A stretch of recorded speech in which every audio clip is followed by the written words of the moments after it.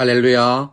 2025년 네 번째 특별묵상 주간 토요일 아침 말씀입니다. 욥기서 38장 2절에서 4절 그리고 40장 2절 함께 보겠습니다. 무지한 말로 생각을 어둡게 하는 자가 누구냐? 너는 대장부처럼 허리를 묶고 내가 내게 묻는 것을 대답할지니라. 내가 땅에 기초를 놓을 때에 내가 어디 있었느냐? 내가 깨달아 알았거든 말할지니라.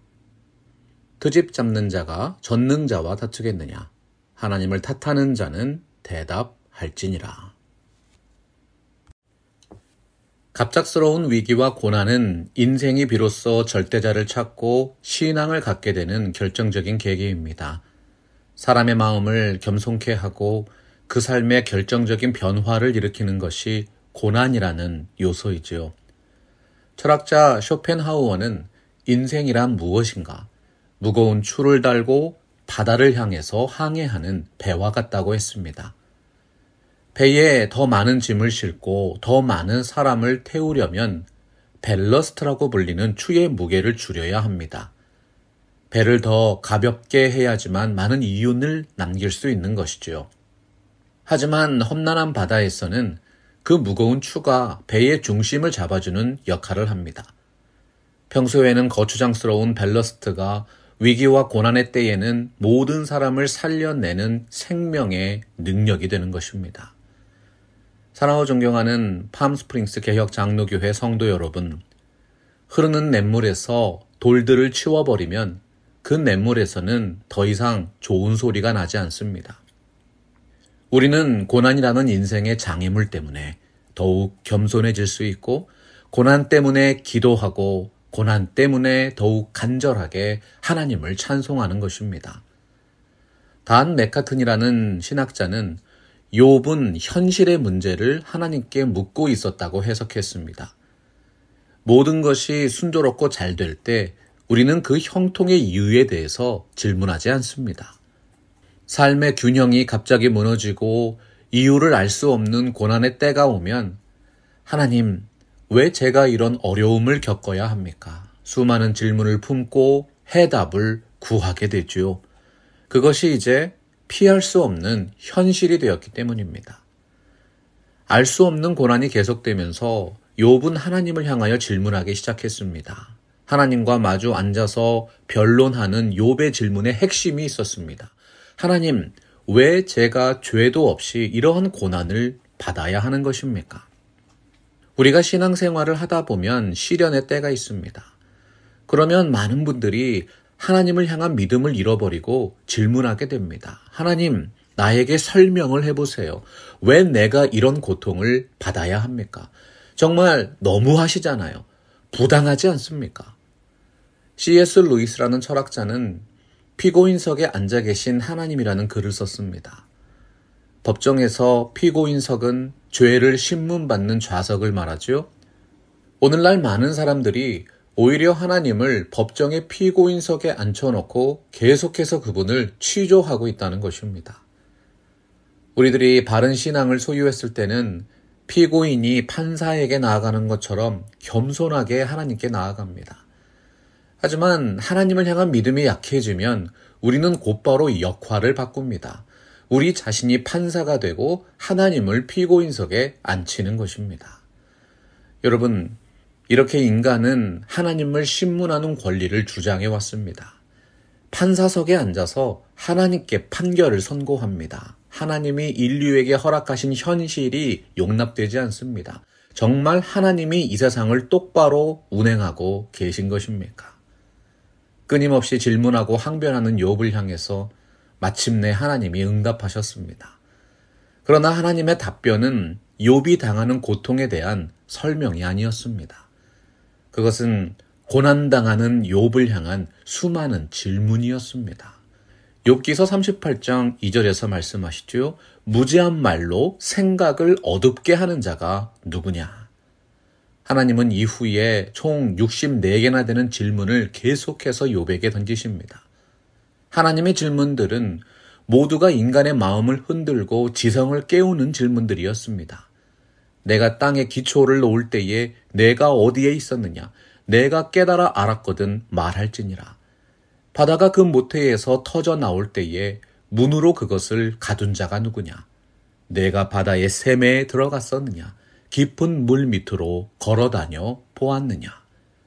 욥기서 40장 2절에서 드디어 하나님이 결정적인 질문을 던지시지요. 트집 잡는 자가 전능자와 다투겠느냐? 하나님을 탓하는 자는 대답할지니라. 하나님의 질문들을 들으면서 욥은 그분의 창조의 지혜를 떠올리게 되었습니다. 지금 하나님과 변론하는 그 작은 지혜조차도 하나님께서 은혜로 허락하신 것이었습니다. 스위스의 기독교 철학자인 프랜시스 투레틴이 말했습니다.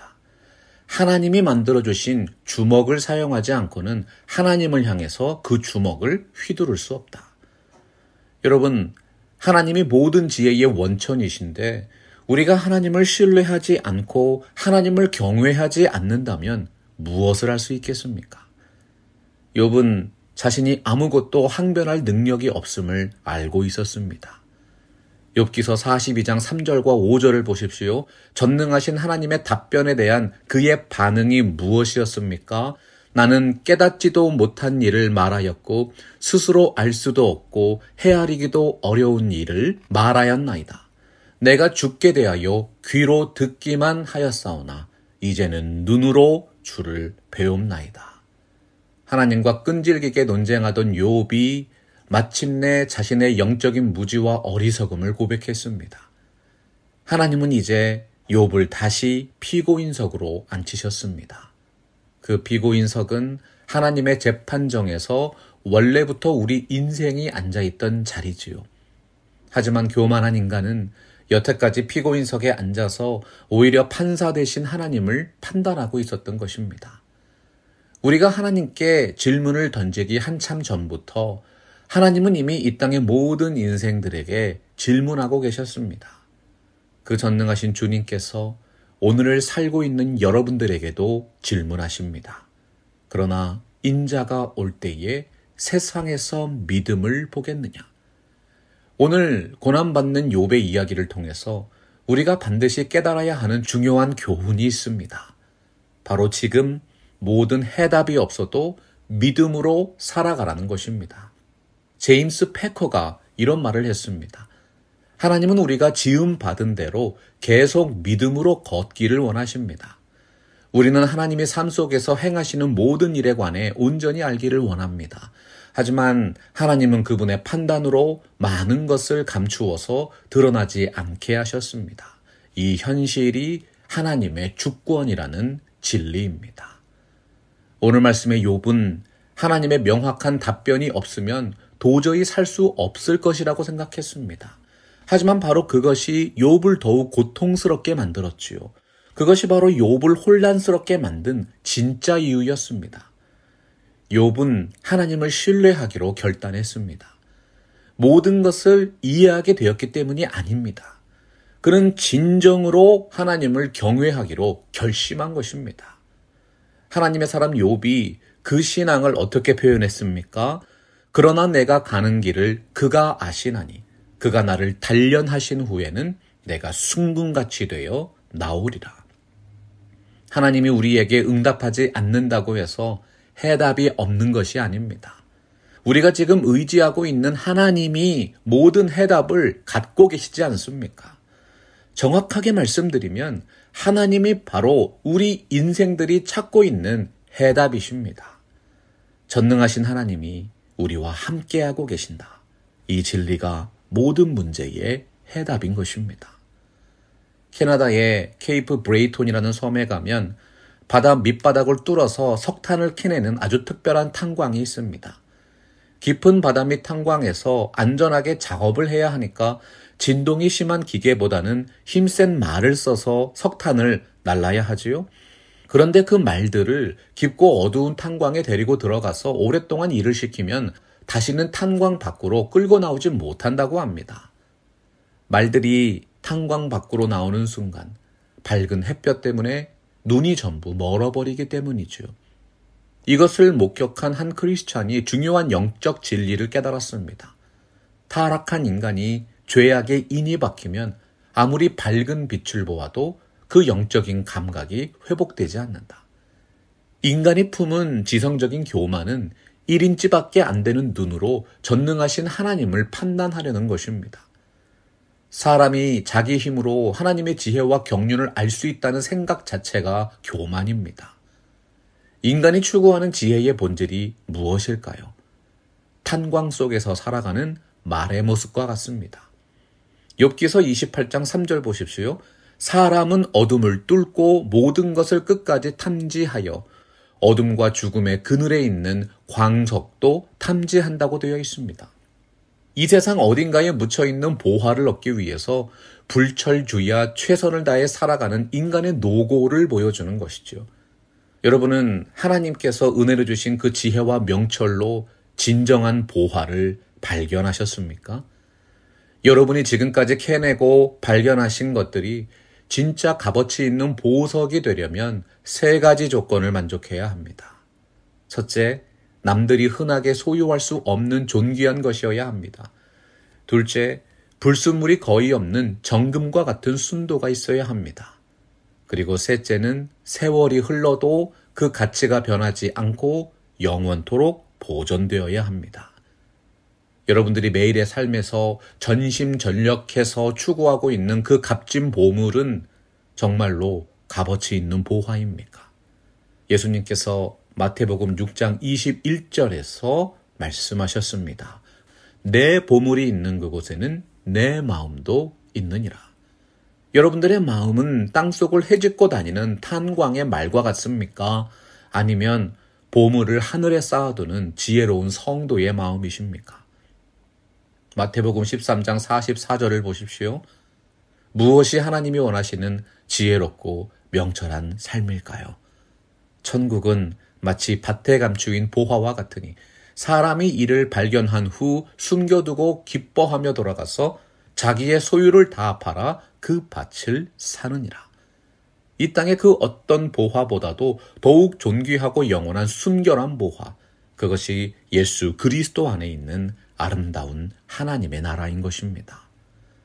야고보서 1장 5절 보면 너희 중에 누구든지 지혜가 부족하거든 모든 사람에게 후히 주시고 꾸짖지 아니하시는 하나님께 구하라고 했습니다. 하나님은 그분의 뜻을 우리에게 알리기 원하십니다.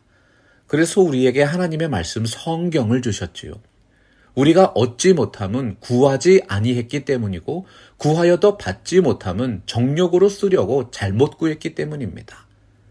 하나님의 말씀을 믿음으로 받으면 약속하신 지혜와 명철의 길로 인도해 주십니다. 천지를 만드신 좋으신 하나님께서 여러분에게 차고 넘치는 은혜와 진리를 주시는 것이지요. 오늘 말씀의 욥은 욥기서 19장 25절에서 내가 알기에는 나의 대속자가 살아계시니 마침내 그가 땅 위에 서실 것이라고 했습니다. 하지만 여러분, 우리들은 이미 그 대속자가 누구신지 분명하게 알고 믿고 체험하고 있지요.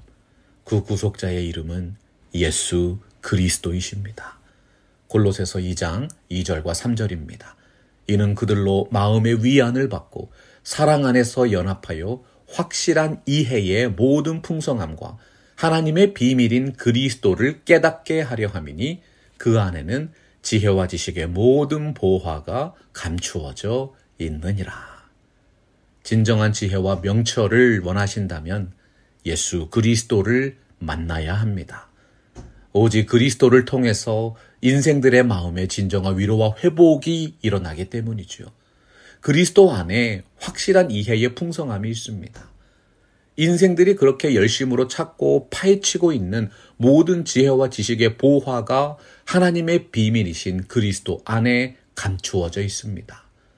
하나님께서 우리에게 허락하신 신앙생활의 목적은 하나님의 비밀인 그리스도를 더욱 깊이 알아가는 것입니다. 2025년 특별 묵상주간 주일 예배를 앞두고 있습니다. 주의 전에 나와서 예배하시는 모든 분들의 삶에 어두운 세상에 빛으로 오신 우리 주 예수 그리스도의 지혜와 능력이 충만하게 되시기를 간절하게 축원합니다. 말씀 앞에서 경외함으로 주께 홀로 섭니다. 생명의 말씀 읽고 순종해 주를 예배합니다. 기록된 말씀 힘이 있어서 진리로 우리 거룩해 하며 거룩한 말씀 세세 영원히 복음이 되어 말씀하시